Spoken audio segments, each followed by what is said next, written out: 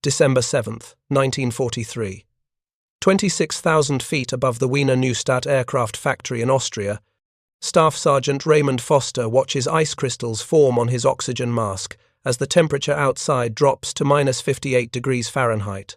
He's the flight engineer aboard Liberator Lady, a B-24 Liberator struggling to maintain formation with 37 other bombers, tasked with destroying one of Nazi Germany's most critical aircraft. Production facilities. Before we jump back in, tell us where you're tuning in from, and if this story touches you, make sure you're subscribed because tomorrow I've saved something extra special for you. The mission planners at 15th Air Force Headquarters had been explicit. Altitude equals survival. Fly above 25,000 feet and German flak becomes statistically insignificant. Fly above 26,000 feet and the Luftwaffe's fighters struggle to intercept effectively. But there's a problem nobody mentioned in the briefing.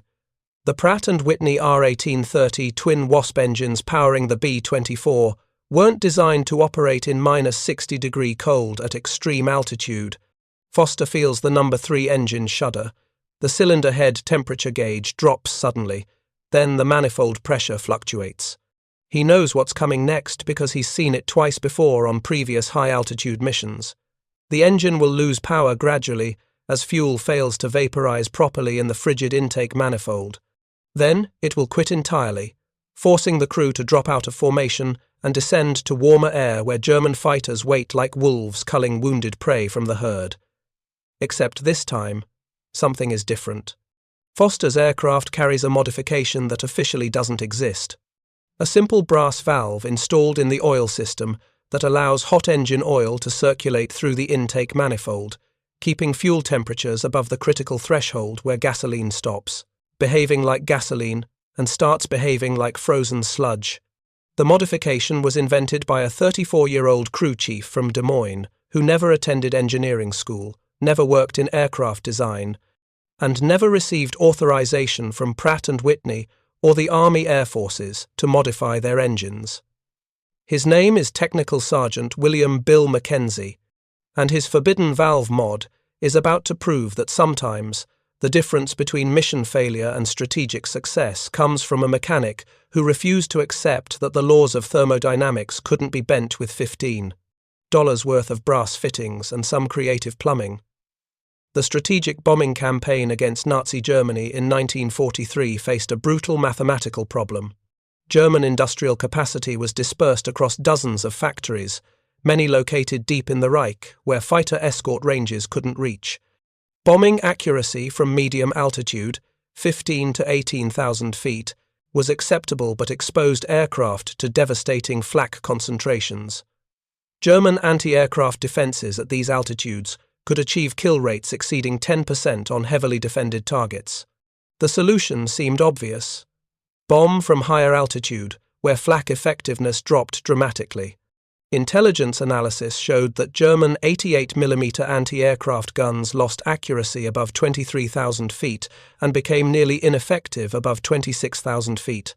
Fighter interception became problematic above 25,000 feet, where the Luftwaffe's Messerschmitt Bf 109 and Focke-Wulf FW 190 fighters experienced significant performance degradation in the thin air. But American heavy bombers faced their own limitations at extreme altitude. The Boeing B-17 Flying Fortress could reach 28,000 feet, but with significantly reduced bomb loads and diminished defensive armament effectiveness. The consolidated B-24 Liberator, designed for efficiency rather than altitude performance, struggled to maintain formation above 24,000 feet under combat load.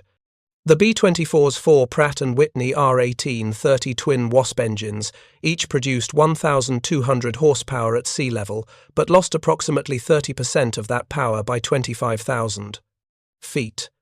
The engines relied on turbo superchargers to compress thin, high-altitude air into something the cylinders could actually burn. But turbo superchargers couldn't solve the fundamental problem of fuel vaporization in extreme cold. Aviation gasoline in 1943 had specific thermal properties that engineers understood theoretically but couldn't easily modify in practice. At minus 40 degrees Fahrenheit, the fuel's viscosity increased significantly. At -50 degrees, the lighter hydrocarbons would still vaporize, but heavier components would not. At -60 degrees, which commonly occurred at 26,000 feet during winter operations, the fuel flowing through intake manifolds would cool below its effective vaporization temperature before reaching the cylinders. The result was incomplete combustion, power loss, rough running, and eventually complete engine failure. The physics were straightforward. Cold metal plus cold air plus cold fuel equals non-functioning engine. Pratt & Whitney engineers had designed the R1830 for operations up to 20,000 feet, where ambient temperatures rarely dropped below -30 degrees. Nobody in 1939 had anticipated that military necessity would require routine operations at altitudes where the air temperature matched conditions on the Antarctic plateau. Combat crews discovered the altitude limitation through bitter experience. Mission reports from late 1942 and early 1943 documented consistent patterns. Bombers attempting to operate above 25,000 feet in winter, conditions experienced engine roughness, power loss, and frequent complete failures. Crews were forced to descend to warmer altitudes, breaking formation and exposing themselves to concentrated fighter attacks. The statistics were damning. 15th Air Force analysis of missions flown between November 1942 and February 1943 showed that 47% of B-24 seconds attempting to bomb from altitudes above 25,000 feet experienced engine problems requiring premature descent. The abort rate for high-altitude winter missions reached 32%, completely unacceptable for strategic bombing operations that required mass formations to achieve target saturation. Pratt & Whitney responded with technical bulletins recommending enriched fuel mixtures at high altitude, modified ignition timing, and careful engine management procedures. None of these measures addressed the fundamental problem. You cannot vaporize fuel that's too cold to vaporize, and you cannot warm the fuel without a heat source that doesn't exist in the standard engine installation.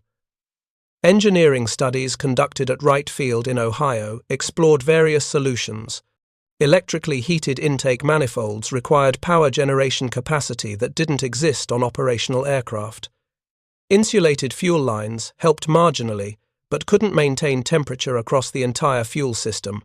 Preheating fuel before it entered the engine showed promise in laboratory conditions, but proved impractical for field implementation. The expert consensus by early 1943 was clear. The B-24 Liberator could not reliably operate above 24,000 feet in winter conditions without fundamental redesign of its engine installation and fuel systems. Such redesign would require months of engineering work, extensive testing, and production line modifications affecting thousands of aircraft. The timeline made it operationally irrelevant. The war wouldn't wait for perfect solutions. Squadron commanders adapted their tactics accordingly. High-value targets deep in Germany would be struck from medium altitude, accepting higher flak losses as unavoidable. Winter missions would avoid extreme altitude requirements, limiting target selection and reducing strategic effectiveness. It was a compromise born of thermodynamic necessity, but at Amendola Airfield in southern Italy, home to the 459th Bombardment Group, a crew chief named Bill McKenzie was about to prove that thermodynamic necessity could be defeated with junkyard ingenuity and complete disregard for proper engineering authorization. Preparing and narrating this story took us a lot of time, so if you are enjoying it, subscribe to our channel. It means a lot to us. Now back to the story. Technical Sergeant William McKenzie had joined the Army Air Corps in 1941 with a high school education and 6 years of experience, maintaining farm equipment in rural Iowa. The Army trained him on aircraft engines at Chanute Field in Illinois, where instructors emphasized following technical orders, consulting service manuals, and never, under any circumstances, modifying equipment without written authorization from the manufacturer. McKenzie absorbed the training and promptly ignored it the moment he encountered real operational problems.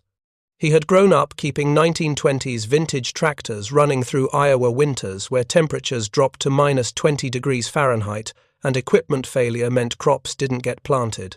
His approach to mechanical problems was straightforward.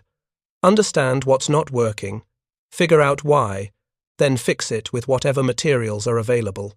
When the 459th Bombardment Group deployed to Italy in January 1943, McKenzie was assigned as crew chief for a B-24, nicknamed Hell's Bell. His responsibilities included pre-flight inspections, routine maintenance, and ensuring his aircraft was mission-ready regardless of combat damage, parts shortages, or impossible working conditions. He took the job seriously. The high-altitude engine problem revealed itself during his first month in Italy. Mission after mission, his aircraft would return early with engine troubles.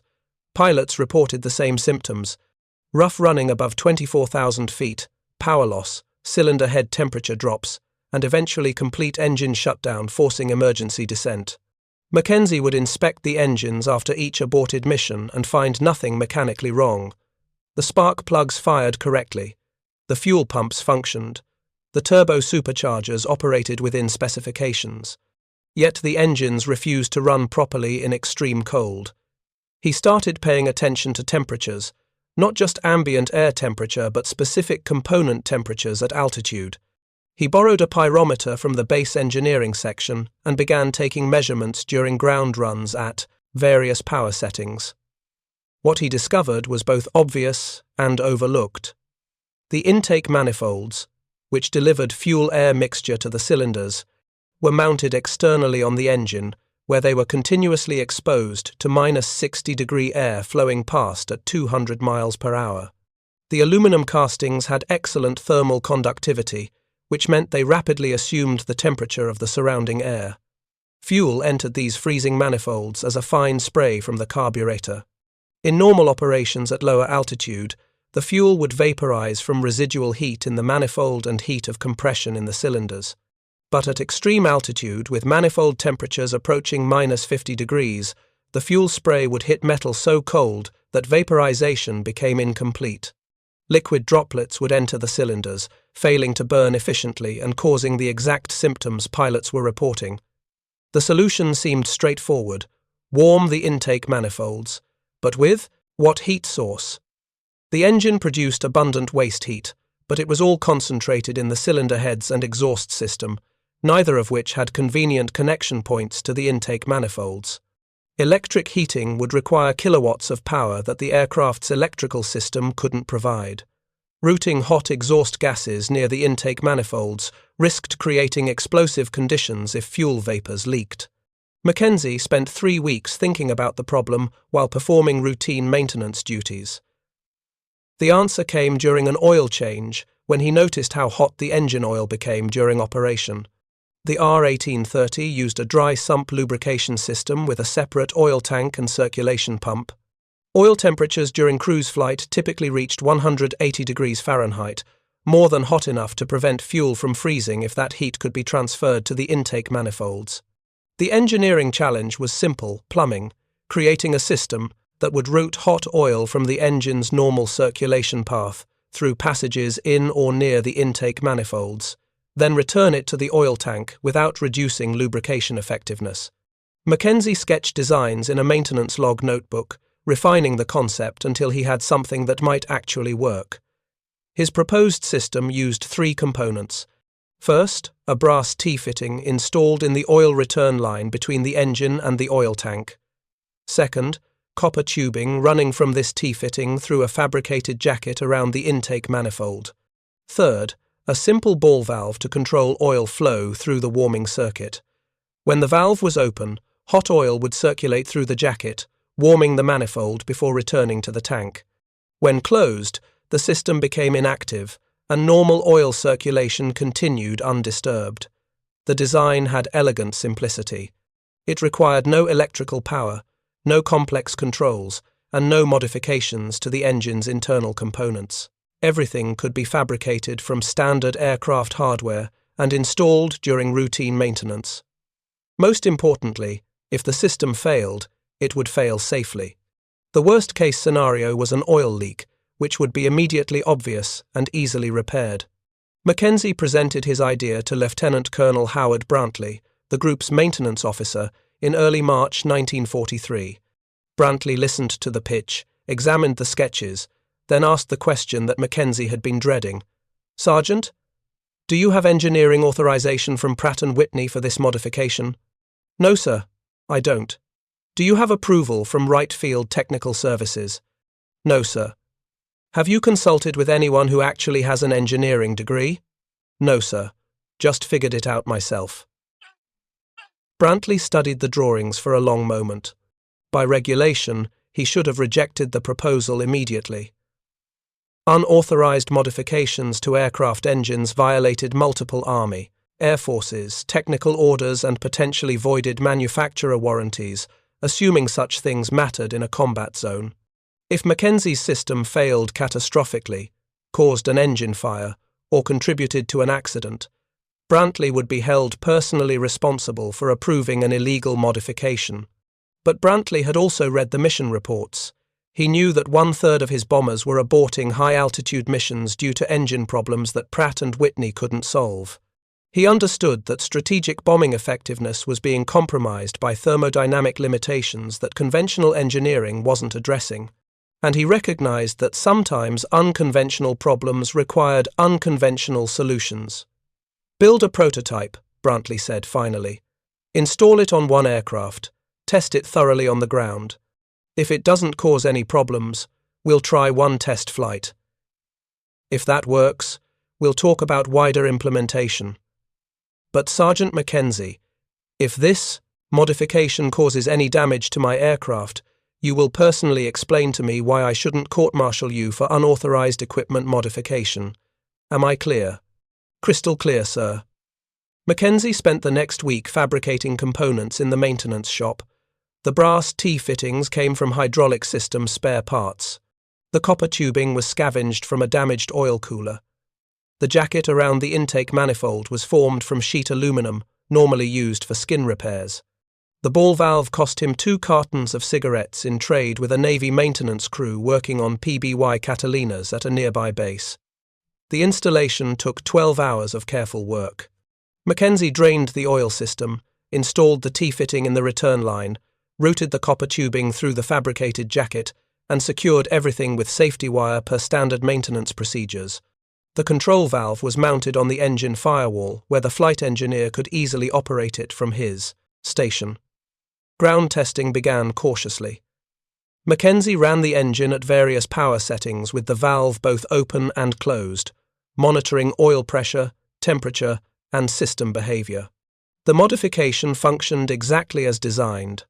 With the valve open, oil temperature at the intake manifold jacket reached 160 degrees Fahrenheit, more than sufficient to prevent fuel from freezing. Oil pressure remained normal throughout. There were no leaks, no unusual vibrations, no indication of problems. The flight test came on March 22, 1943. Hell's Bell took off from Amendola with a skeleton crew, no bombs, and strict instructions to abort immediately if anything seemed wrong. The pilot climbed to 28,000 feet, where the outside air temperature registered -62 degrees Fahrenheit, then throttled back to cruise power settings that would normally cause engine roughness. McKenzie, flying as flight engineer on this test mission, opened his experimental valve and watched his instruments carefully. The manifold pressure remained steady. Cylinder head temperatures stayed within normal range. The engine ran smoothly, showing none of the roughness that had plagued previous high-altitude operations. After 30 minutes at altitude with the system functioning perfectly, the pilot radioed back a simple message. "Whatever your sergeant did to my engines, it's working. Let's go home and install this on the rest of the group." But getting from one working prototype to group-wide implementation would require navigating bureaucratic obstacles that made German flak seem straightforward by comparison. April 3, 1943. 15th Air Force Headquarters, Bari, Italy. Technical Sergeant Bill McKenzie stands in a briefing room facing 8 officers who collectively represent every layer of bureaucracy between a crew chief with an idea and an operational modification that could change strategic bombing effectiveness. He's been ordered to explain his unauthorized engine modification to people who have the authority to either approve widespread implementation or court-martial him for violating technical regulations. Colonel James Patterson, the 15th Air Force's Chief Maintenance Officer, opens the meeting with a question that makes McKenzie's stomach tighten. Sergeant, I've read your report. I've also consulted with engineering staff at Wright Field, who inform me that Pratt & Whitney explicitly prohibits unauthorized modifications to the R1830 engine's lubrication system. Can you explain why you believed you had the authority to ignore that prohibition? McKenzie had prepared for this moment, but preparation didn't make the answer any easier. Sir, I didn't believe I had authority. I believed I had a solution to a problem that was costing us aircraft and missions. The modification works. We've logged 48 hours of flight time, including 6 combat missions, above 26,000 feet with 0 engine problems. That's not what I asked, Sergeant. I asked about authority.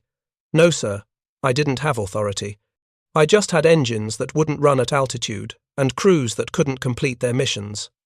A major, from the engineering section, stands, holding a technical manual. The oil system in the R1830 is designed for specific flow rates and pressure ranges. By adding a secondary circulation path, you've altered those parameters in ways that could reduce lubrication effectiveness and cause premature engine failure. Did you perform any engineering analysis before implementing this modification? McKenzie keeps his voice steady. I performed practical analysis, sir. I measured oil pressure and temperature at multiple points in the system under various operating conditions. The modification doesn't reduce flow to critical engine components because it's tapping the return line after oil has already completed its lubrication function. The additional circulation path handles less than 10% of total flow and returns oil to the tank at slightly elevated temperature, which actually improves oil fluidity on cold starts. That's not engineering analysis. That's guesswork with instruments. Sir, respectfully, it's the same methodology Pratt & Whitney uses for development testing. They just do it in a laboratory instead of on an aircraft in Italy. The difference is, I got results in 3 weeks instead of 3 months. The room erupts in argument. Engineers insist that proper testing requires controlled conditions and documented procedures. Operational officers counter that the war isn't waiting for proper testing. Maintenance personnel point out that field modifications have been standard practice since aircraft were invented. By the book, administrators warn about precedent and liability. Lieutenant Colonel Brantley, who authorized McKenzie's initial prototype, finally speaks up. Gentlemen, I've flown combat missions in aircraft with this modification. My flight engineers report that engine performance at extreme altitude has improved from marginal to reliable. We've completed 6 high-altitude missions that would have been impossible without this system. I understand the concerns about unauthorized modifications, but I'm more concerned about losing bombers because we're too cautious to implement solutions that demonstrably work. Colonel Patterson raises his hand for silence. The question isn't whether the modification works. The question is whether we can implement it fleet-wide without causing problems we haven't anticipated. Sergeant McKenzie's test sample is 6 aircraft over 3 weeks. We're talking about potentially modifying hundreds of B-24 seconds. If there's a latent failure mode that appears after 100 hours or 200 hours, we could face catastrophic maintenance problems. A captain from the supply section adds another complication. Even if we approve the modification, where do we get the materials? The sergeant fabricated his prototype from scavenged parts. We can't equip an entire air force with components traded for cigarettes. McKenzie had anticipated this question. Sir, I've written specifications for every component in the system. Standard brass fittings, copper tubing to military specifications, aluminum sheet stock, and commercial ball valves. Nothing exotic. Total material cost per aircraft is approximately $14. Installation time with experienced crew is 8 to 10 hours. Any competent aircraft mechanic can do the work following written procedures. And if something goes wrong, if an oil line fails at altitude and we lose an engine, then we lose one engine instead of losing the entire aircraft when it has to descend through fighter altitude because all 4 engines are running rough. Sir, with respect, we're already losing aircraft to this problem.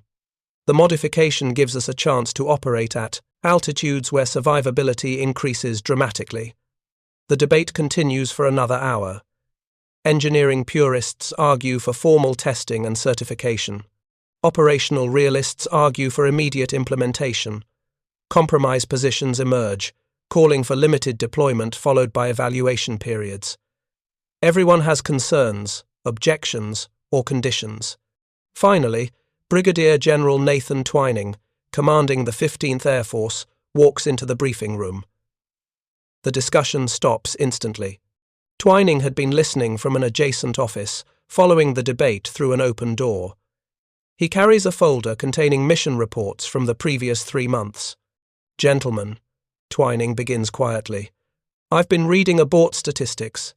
In January, we aborted 32% of missions planned for altitudes above 25,000 feet due to engine problems. In February, 37%. In March, 29%. These aren't acceptable numbers. They represent strategic failure." He opens the folder and reads from a specific report. March 14th. Target, Steyr ball bearing works. 24 aircraft dispatched. 14 reached target altitude. 10 aborted with engine problems. Of those that reached altitude, 6 dropped bombs within acceptable accuracy parameters. We put 192 bombs on target when the mission plan called for 480. Damage assessment shows production reduced by 15% for 3 weeks. Twining closes the folder. "Now tell me about the missions flown with Sergeant McKenzie's modification." All 6 reached planned altitude. All 6 maintained formation. All 6 delivered ordnance on target. Mission effectiveness, 100%. If it works as well operationally as it has in testing, we'll expand to other groups.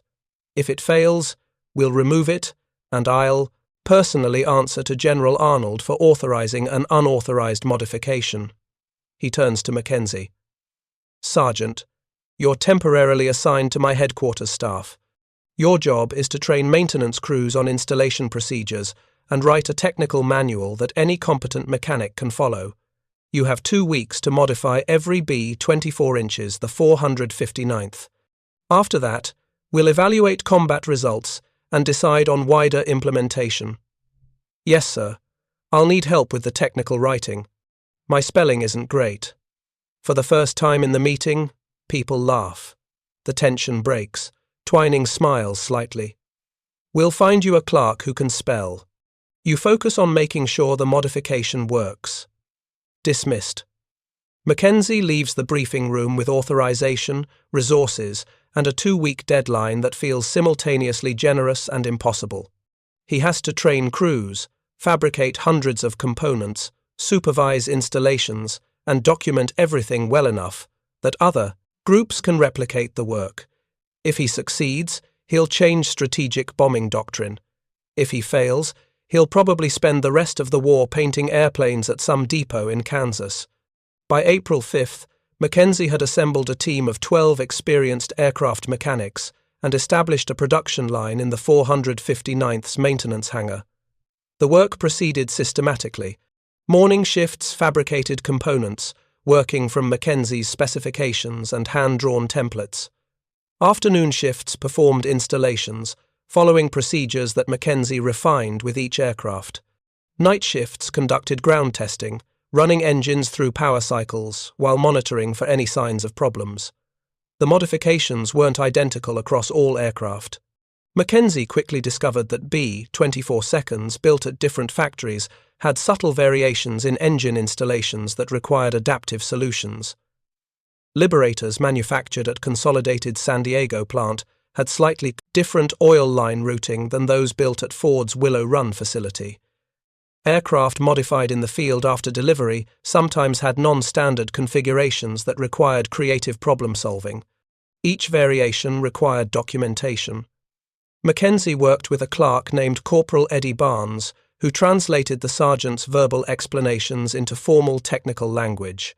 Together they created a manual that addressed common installation challenges, provided troubleshooting guidance, and included hand-drawn diagrams showing critical measurements and connection points. The first operational test came on April 19th, when the 459th flew a maximum effort mission against the Messerschmitt assembly plant at Wiener Neustadt. Mission planners specified bombing altitude of 27,000 feet to minimize flak effectiveness. All 36 B-24 seconds in the formation carried McKenzie's modification, now officially designated the manifold warming system, in recognition that calling it McKenzie's forbidden valve mod didn't meet military documentation standards. Technical Sergeant Foster, who had experienced engine problems on previous high-altitude missions, flew as flight engineer aboard Liberator Lady. As his aircraft climbed through 23,000 feet, he opened the manifold warming valves per the new standard operating procedures. Oil temperature gauges showed hot oil circulating through the intake manifold jackets. Outside air temperature dropped to -56 degrees Fahrenheit at cruise altitude, but the cylinder head temperature gauges remained stable and manifold pressure stayed constant. The formation reached Wiener Neustadt at precisely 27,000 feet. German flak bursts appeared 2,000 feet below the bombers, unable to reach the formation's altitude effectively. The bombardiers had clear visibility and dropped their ordnance with accuracy that surprised even the mission planners. Reconnaissance showed significant damage to 3 assembly buildings and the machine shop complex. More importantly, all 36 aircraft maintained formation throughout the mission. 0 aborts due to engine problems. The mission report noted this fact prominently, and copies were forwarded to 15th Air Force Headquarters, 8th Air Force in England, and ultimately to the Pentagon, where strategic bombing planners were constantly evaluating force effectiveness. If you find this story engaging, please take a moment to subscribe and enable notifications. It helps us continue producing in-depth content like this. The success at Wiener Neustadt prompted immediate questions from other bombardment groups. How difficult was the installation? Could maintenance crews perform the work in field conditions? Were the components available through supply channels, or did they require special procurement? Most importantly, could the modification be trusted for sustained operations, or was the initial success just fortunate timing? McKenzie found himself teaching installation procedures to mechanics from other groups who traveled to Amendola specifically to learn the technique. He conducted 3-day training courses that covered theory, fabrication methods, installation procedures, and troubleshooting. His teaching style was informal but effective, emphasizing practical problem-solving over textbook procedures. The manual says, "Install the T-fitting in the oil return line," he would explain to a class of skeptical maintenance sergeants. What it means is, find the return line, which is the big one coming off the bottom of the engine, drain the oil, cut the line, install the fitting, safety wire everything, then test for leaks. If you can change oil and safety wire fittings, you can do this installation. It's plumbing, not rocket science. By May 1943, 7 additional bombardment groups had begun installing the manifold warming system on their B-24 seconds. The modification spread through a combination of official authorization and unofficial adoption, with maintenance crews sometimes implementing the system before formal orders arrived, because they had heard about its effectiveness through the informal network that connected mechanics across air bases. The supply chain adapted quickly. 15th Air Force Headquarters established a central fabrication facility at Bari that produced standardized component kits. Each kit contained pre-cut copper tubing, brass fittings, aluminum jacket material, mounting hardware, and a ball valve. Installation instructions were included along with a checklist for post-installation testing. The kits cost $16 to produce and could be shipped anywhere in the Mediterranean theater. Combat results continued validating the modification's effectiveness. Mission analysis from May through July 1943 showed dramatic improvement in high-altitude bombing performance. Abort rates for missions, above 25,000 feet, dropped from 32% to 4%. Formation integrity improved because aircraft no longer had to drop out due to engine problems. Bombing accuracy increased because bombardiers had more time at altitude to compensate for wind and establish proper sight pictures. The psychological impact on crews was equally significant. Pilots who had dreaded high-altitude missions because of engine reliability concerns now requested such missions because they understood that altitude meant safety from flak. Flight engineers, who previously spent high-altitude flights nursing sick engines and anticipating failures, could focus on other duties knowing their power plants would run reliably. German defences struggled to adapt. Flak batteries, optimized for engaging bombers at 20 to 22,000 feet, found their effective range exceeded when American formations routinely operated at 27,000 feet or higher. Fighter interceptions became more difficult as Luftwaffe pilots discovered that their aircraft performed poorly in the thin air, where B-24 seconds now operated comfortably. Intelligence reports from interrogated German pilots revealed growing frustration with American bombing tactics. One Messerschmitt pilot captured after bailing out over Italy told interrogators, "You Americans are fighting an unfair war. You fly so high that our fighters cannot reach you and our flak cannot touch you. How are we supposed to defend our homeland when you bomb from the stratosphere?" The comment delighted Allied intelligence analysts, who recognized that defensive frustration indicated offensive success. If German pilots believed high-altitude bombing was unfair, it meant the tactic was working better than expected. But success created new complications. As more groups adopted the manifold warming system, questions emerged about long-term reliability and maintenance requirements. Some aircraft experienced oil leaks at fitting connections after extensive operation. Others developed cracks in the copper tubing from vibration and thermal cycling. A few installations showed evidence of improper safety wiring that could have led to catastrophic failure if left uncorrected. McKenzie established a feedback system where maintenance crews reported problems to a central repository. He analyzed failure patterns and issued technical updates addressing common issues. One update specified torque values for brass fittings after several leaks were traced to over-tightening. Another mandated inspection intervals for copper tubing and specified replacement criteria based on visible cracking or deformation. The most serious incident occurred in late June when a B-24 from the 376th Bombardment Group experienced complete oil system failure over the Ploiești oil fields in Romania. The No. 2 engine lost oil pressure catastrophically, forcing an emergency shutdown. Post-flight inspection revealed that the manifold, the warming system's return line, had separated from the T-fitting, dumping the entire oil supply overboard in approximately 45 seconds. Investigation showed that the installation had been performed incorrectly. The mechanic had failed to properly torque the fitting and hadn't installed the required safety wire. The aircraft's crew chief had signed off the installation without performing the mandated pressure test. The failure was attributed to human error rather than design deficiency, but it highlighted the critical importance of proper installation procedures. McKenzie travelled to the 376th base at San Giovanni and personally retrained their entire maintenance section. He emphasized that the modification's simplicity could create false confidence, leading mechanics to skip critical steps.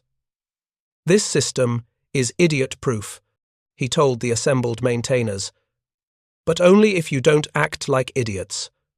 Follow the procedures, do the safety wiring, perform the pressure tests. This isn't complicated, but it is critical." The incident prompted 15th Air Force to implement formal certification requirements for mechanics performing manifold warming system installations. Maintenance personnel had to complete McKenzie's training course and pass a practical examination before being authorized to work on the system.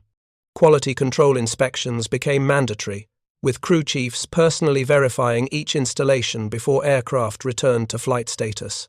By August 1943, over 400 B-24 seconds in the Mediterranean theatre carried the manifold warming system. The modification had evolved from unauthorized field expedient to standard equipment with formal technical orders, supply chain support, and training requirements. Pratt & Whitney, initially opposed to unauthorized modifications of their engines, eventually acknowledged the system's effectiveness and incorporated similar principles into later engine designs. The strategic impact became undeniable when mission planners began exploiting the new altitude capability. Targets previously considered too heavily defended for daylight bombing became viable when approached from 28,000 feet. The Ploesti oil refineries, which had devastated attacking forces during low-altitude missions earlier in the war, were repeatedly struck from extreme altitude with acceptable loss rates. The Wiener Neustadt aircraft factories, which produced 30% of Germany's fighter aircraft, were repeatedly bombed from altitudes where defensive fire proved ineffective. General Karl Spaatz, commanding U.S. Strategic Air Forces in Europe, included specific mention of high-altitude bombing capabilities in his August 1943 report to General Henry Arnold. The ability to operate heavy bombers at altitudes exceeding 27,000 feet has fundamentally altered the strategic bombing equation. We can now strike targets with significantly reduced loss rates while maintaining bombing accuracy sufficient for industrial target destruction. The report didn't mention McKenzie by name, but it referenced innovative maintenance solutions developed by field personnel as a key factor in improved operational performance. For a mechanic from Iowa who had started this journey by ignoring regulations and installing unauthorized modifications, that vague bureaucratic acknowledgement represented something close to official vindication. But vindication came with its own complications. As the manifold warming system's success became widely known, McKenzie found himself pulled away from maintenance duties to serve as a technical advisor, traveling between air bases, teaching courses, and consulting on implementation challenges. He was promoted to Master Sergeant, given a commendation medal, and offered a position at Wright Field after the war to work on advanced engine development.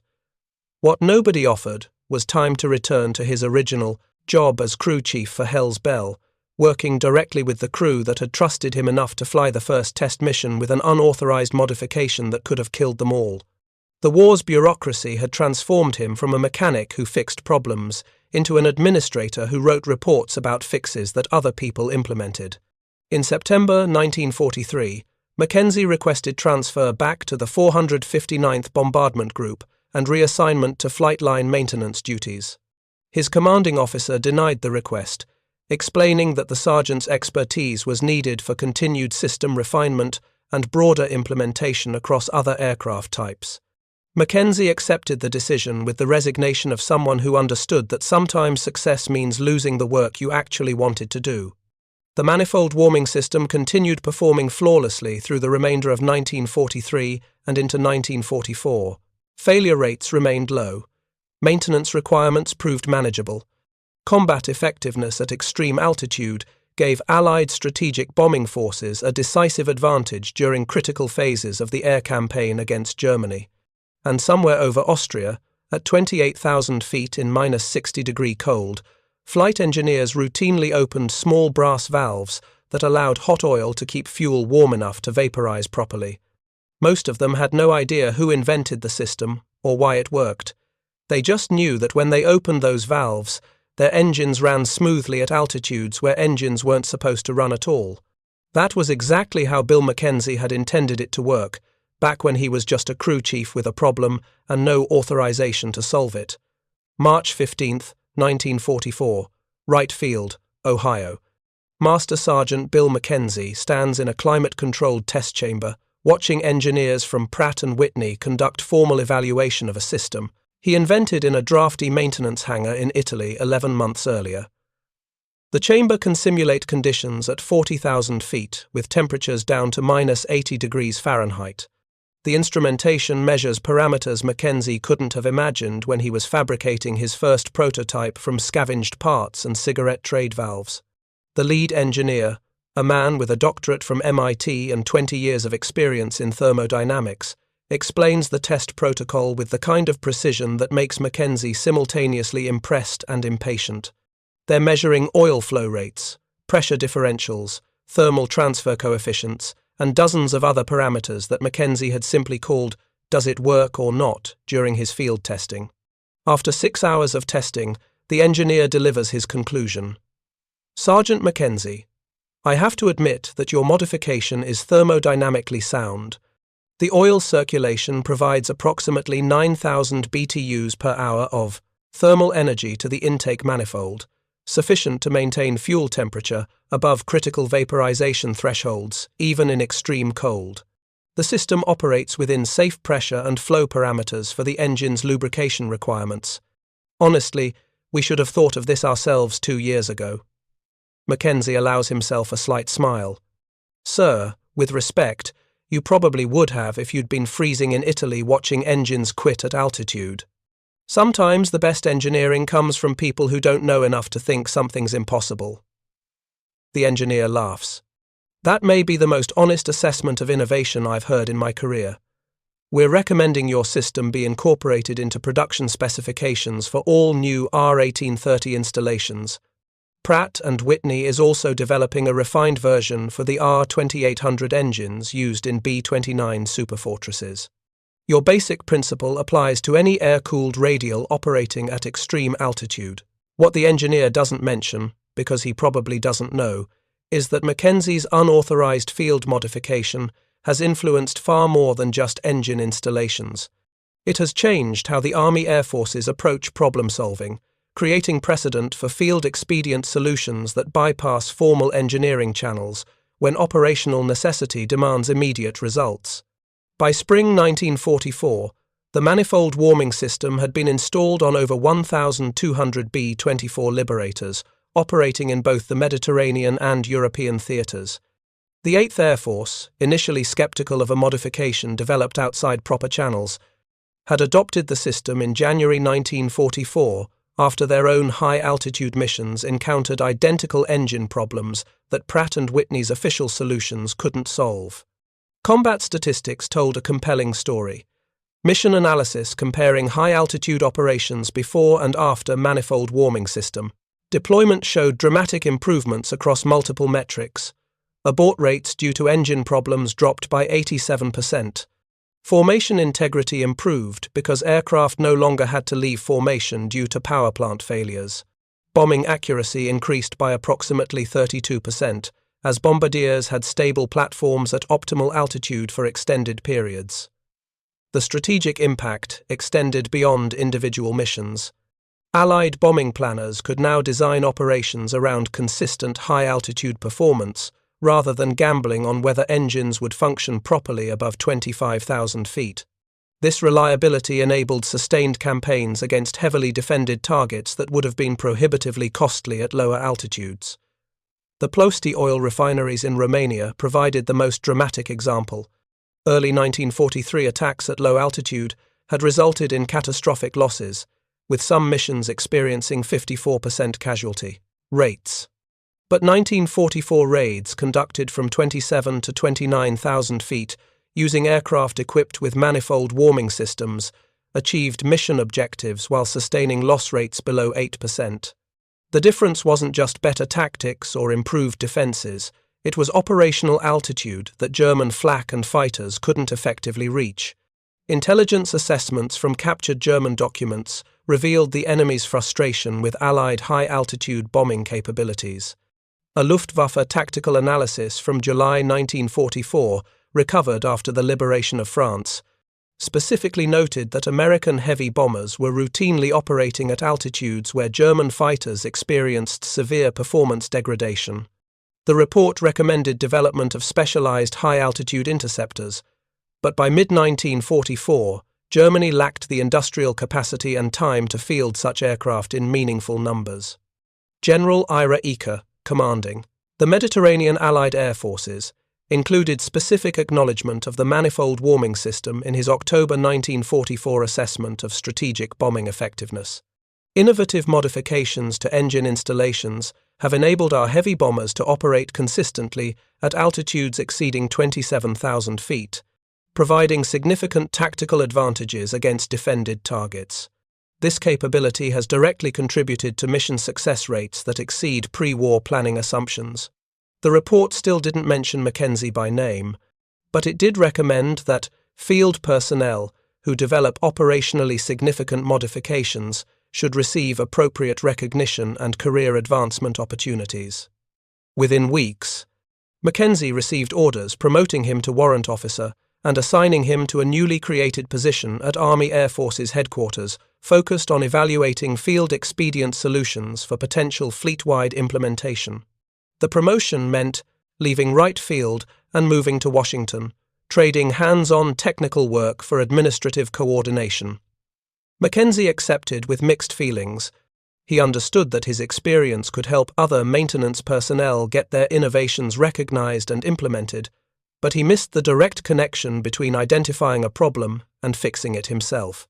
His new role involved reviewing proposals from mechanics, crew chiefs, and squadron maintenance officers across all theaters who had developed their own solutions to operational challenges.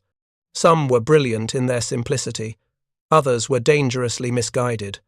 McKenzie's job was distinguishing between genuine innovations and well-intentioned mistakes before they were implemented widely enough to cause problems. One proposal that crossed his desk in November 1944 came from a crew chief in the Pacific who had developed a system for preheating engine oil using exhaust heat from auxiliary power units. The modification allowed aircraft to start engines more quickly in tropical humidity that caused conventional starting procedures to fail. McKenzie recognized the same problem-solving approach he had used in Italy, practical solutions developed by people who understood specific operational challenges better than distant engineers. He approved the proposal for limited testing, provided technical guidance on safety considerations, and helped the crew chief navigate the approval process that McKenzie himself had once circumvented entirely. The modification eventually equipped over 300 B-29 superfortresses operating from bases in the Marianas, improving mission readiness rates during critical phases of the bombing campaign against Japan. The irony wasn't lost on McKenzie. He had become the bureaucratic gatekeeper he had ignored a year earlier, the person who decided which unauthorized modifications deserved official authorization. The difference, he hoped, was that he understood the perspective of mechanics trying to solve real problems with limited resources and no time to wait for perfect engineering solutions. By early 1945, the manifold warming system had become so thoroughly integrated into B-24 operations that new crews trained with it as standard equipment. Pilots, graduating from heavy bomber schools, learned to operate the manifold warming valves as part of their high-altitude procedures checklist. Flight engineers studied the system's theory and operation in ground school. Maintenance personnel practiced installations during their technical training. The modification that had started as unauthorized field expedient had become institutionalized doctrine, written into technical orders and training curricula that would outlast the war itself. McKenzie's simple solution to a thermodynamic problem had evolved into standard operating procedure for an entire generation of heavy bomber crews. The final combat validation came during Operation Clarion in February 1945, a massive coordinated strike involving over 9,000 Allied aircraft attacking transportation targets across Germany. B-24 seconds, equipped with manifold warming systems, operated at altitudes between 26 and 29,000 feet, achieving formation integrity and bombing accuracy that would have been impossible 2 years earlier. The mission's success contributed directly to the collapse of German transportation infrastructure that accelerated the war's end. Post-strike analysis showed that aircraft equipped with the manifold warming system had completed 97% of assigned missions without engine-related aborts. The 3% failure rate was attributed to combat damage and mechanical issues unrelated to high-altitude operation. For comparison, similar missions in early 1943 had experienced abort rates exceeding 30% due specifically to engine problems at altitude. When Germany surrendered, in May 1945, McKenzie was serving at Army Air Forces headquarters in Washington, reviewing proposals for post-war aircraft development. He learned about VE Day the same way everyone else in the Pentagon did, through a public address announcement that interrupted normal work routines. There were celebrations, relief, and the sobering recognition that the war against Japan continued. McKenzie requested transfer to the Pacific Theater, where B-29 operations faced different but equally challenging technical problems. His request was denied. The Army Air Forces had decided his expertise was more valuable in headquarters roles than in field maintenance positions. He was assigned to work on transitional planning for the new United States Air Force, which would become independent from the army in 1947. Japan's surrender in August 1945 ended McKenzie's war service, but not his career. He remained with what would become the U.S. Air Force, eventually, retiring as a chief warrant officer in 1962 after 21 years of service. His official personnel file listed multiple commendations for technical innovation and maintenance excellence, but none of them specifically mentioned the manifold warming system that had changed strategic bombing doctrine. The system itself continued in service long after McKenzie's retirement.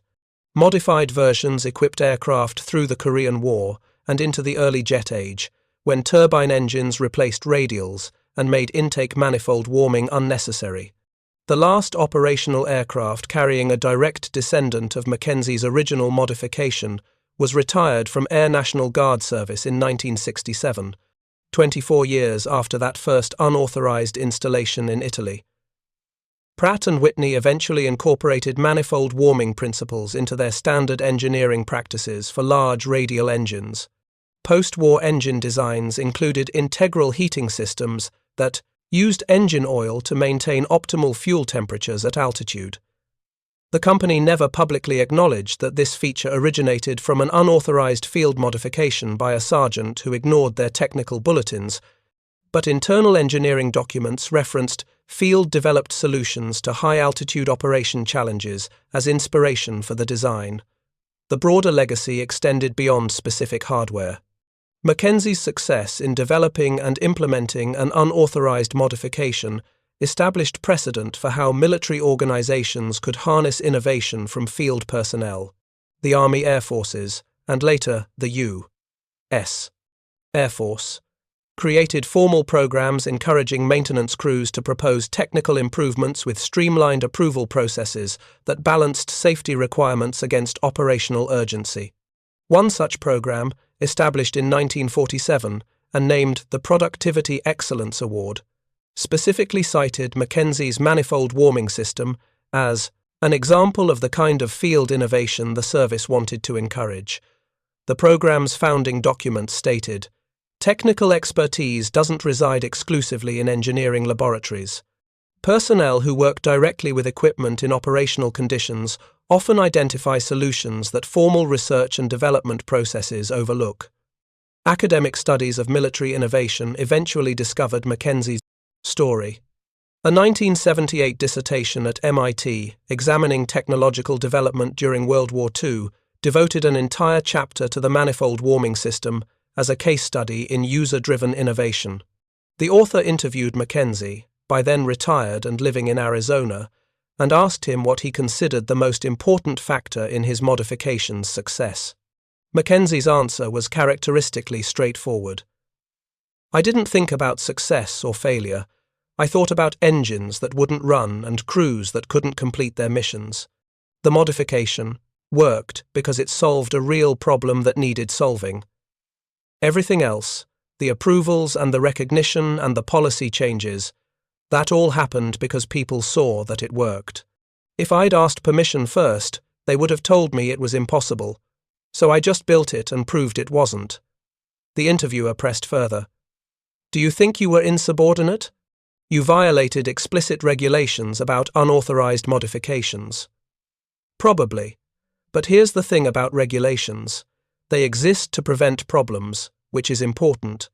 But sometimes they also prevent solutions, which can be just as problematic. I figured the worst they could do was court-martial me. The worst that could happen if I did nothing was more crews dying in aircraft that couldn't fly high enough to be safe. That math seemed pretty simple.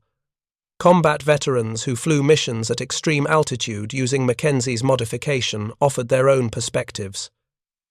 Lieutenant Colonel Raymond Foster, who had been a flight engineer during the system's initial deployment, wrote in his 1986 memoir, "We called it the magic valve because it seemed impossible that something so simple could make such a difference.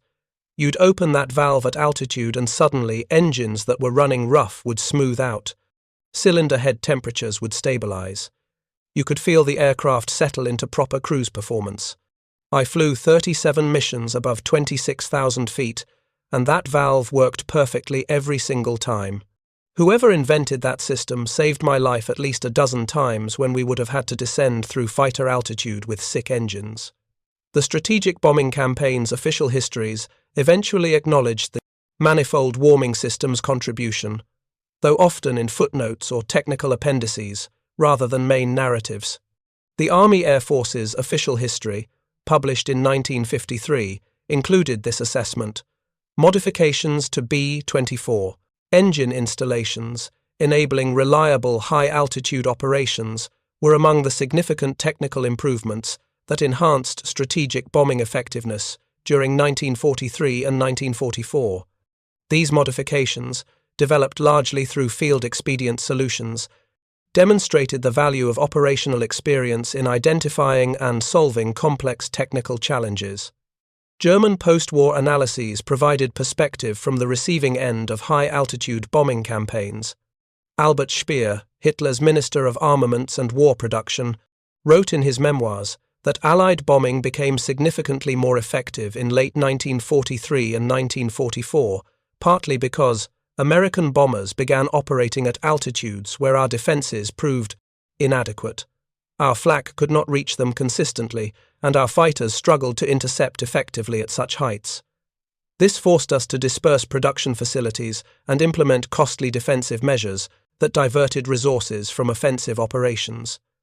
Speer's assessment didn't mention manifold warming systems specifically, because German intelligence never identified that particular modification as the enabling technology. But the operational impact he described, bombers operating beyond effective defensive reach, was precisely the capability McKenzie's system had provided. The manifold warming system's story became part of Air Force culture, taught to maintenance personnel as an example of how technical innovation could emerge from unexpected sources. Training courses used it to illustrate the importance of understanding not just how systems work, but why they sometimes don't work, and how practical solutions can address theoretical limitations. McKenzie himself rarely spoke publicly about his wartime innovation. He declined most interview requests and avoided reunions where he might be recognized as the person behind the modification. When pressed by researchers or journalists, he consistently redirected credit to the crews who trusted his untested system and the commanders who authorized its implementation despite bureaucratic obstacles. In a 1993 interview for an Air Force oral history project, McKenzie was asked what lesson he hoped people would take from his experience. His answer reflected 50 years of perspective on a 3-week project that changed strategic warfare.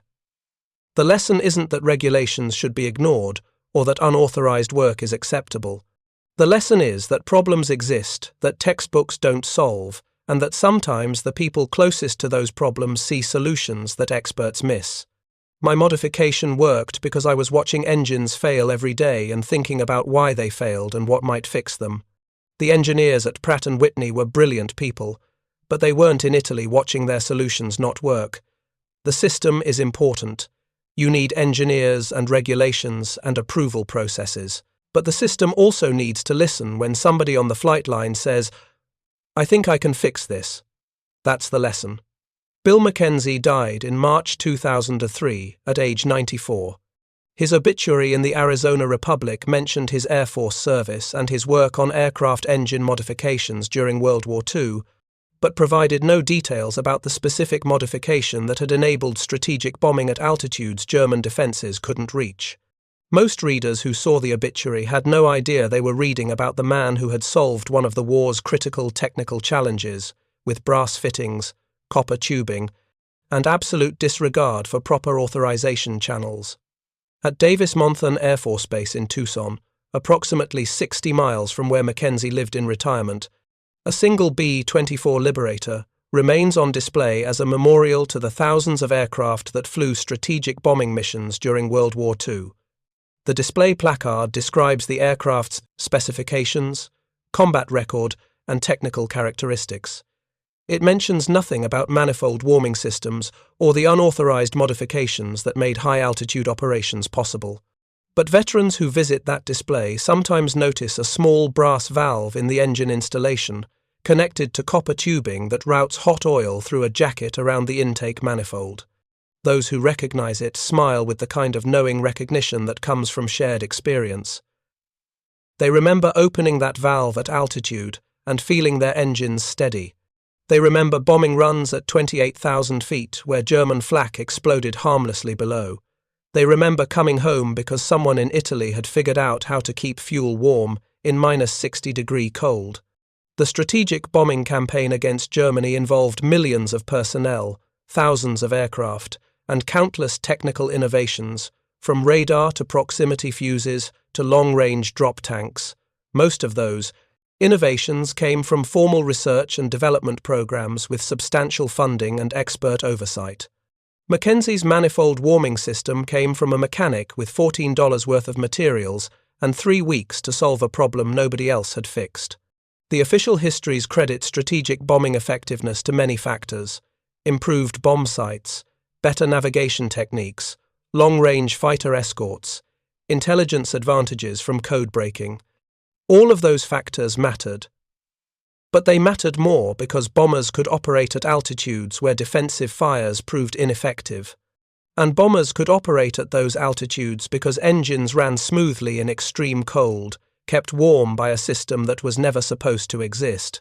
Sometime in late 1943, a German flak battery commander in Austria watched American bomber formations pass overhead at altitudes his guns couldn't effectively reach. He probably cursed Allied technological superiority and wondered what engineering breakthroughs had given the enemy such altitude capability. He might have imagined advanced supercharger designs, exotic fuel formulations, or revolutionary engine technologies developed in American research laboratories.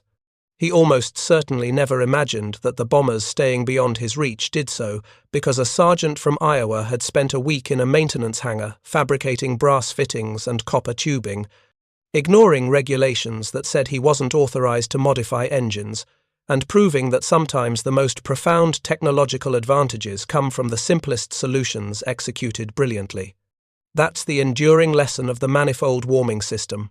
Not that unauthorized work is acceptable or that regulations don't matter, but that genuine innovation often comes from people who see problems clearly because they face them daily, who understand solutions instinctively because they work with hardware constantly, and who possess the confidence to try. Approaches that experts haven't considered, because sometimes the experts are wrong and the mechanic is right.